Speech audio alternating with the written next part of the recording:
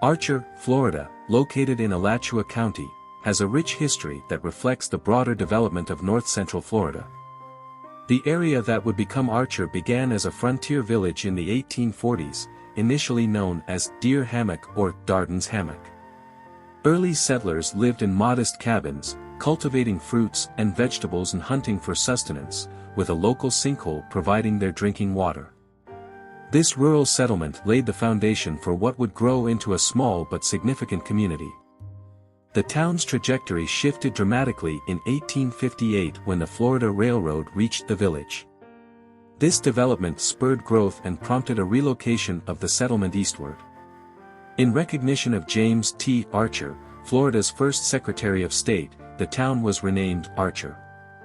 Officially incorporated as a city in 1850, though some sources suggest incorporation came later, in 1878, Archer quickly became an important stop along the railroad, a role it maintained from the end of the Civil War through the 1930s. The railroad not only facilitated trade and travel but also cemented Archer's place in Florida's expanding transportation network. The Civil War era brought notable events to Archer.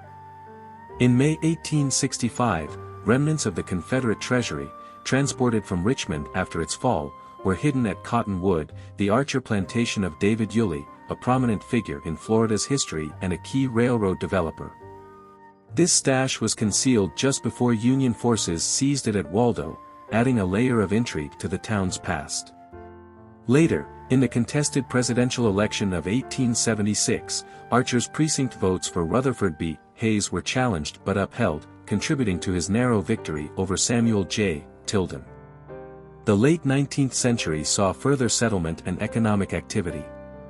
In the 1880s, Quakers arrived and planted extensive orange groves, using oak trees as windbreaks.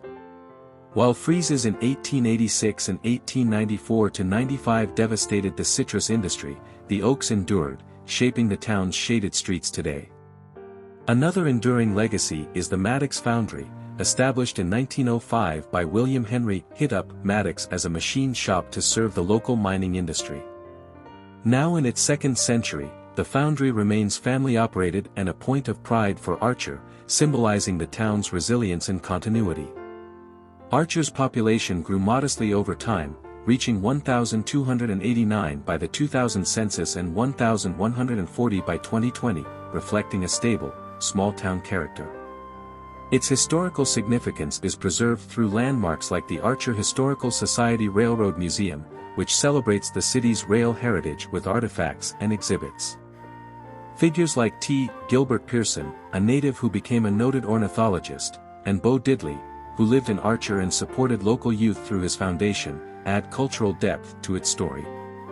Today, Archer retains its small-town charm, with a suburban rural feel, parks, and a quiet pace of life.